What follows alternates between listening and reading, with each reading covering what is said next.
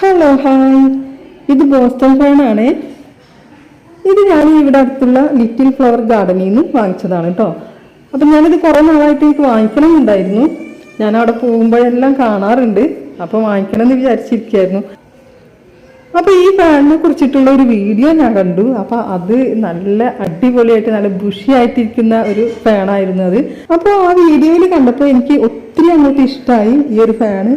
അങ്ങനെ ഞാൻ പെട്ടെന്ന് പോയി വാങ്ങിച്ചതാണ്. അപ്പോൾ ആ വീഡിയോയ്ക്ക് താഴെ കുറേ കമൻസ് കണ്ടു. അപ്പോൾ പലർക്കും അറിയേണ്ടത് ഇത് കിണറിൻ്റെ വക്കിലൊക്കെ ഉണ്ടാവുന്നതല്ലേ, മതിലൊക്കെ ഉണ്ടാവുന്നതല്ലേ, അങ്ങനെയാണ്. ഇതിനെക്കുറിച്ച് അറിയാത്തവരാണ് അങ്ങനെ ചോദിക്കുന്നതെന്ന് മനസ്സിലായി. അപ്പോൾ അത് അറിയാത്തവർക്ക് വേണ്ടി പറയാണ്, ഇത് കിണറിൻ്റെ വക്കിലോ മതിലിലോ പറ്റിപ്പിടിച്ച് വളരുന്ന ഫാനല്ല കേട്ടോ. ശരിക്കും ഈ ബോസ്റ്റൺ ഫാനിൻ്റെ ജന്മദേശം എന്ന് പറയുന്നത് അമേരിക്കയാണ്.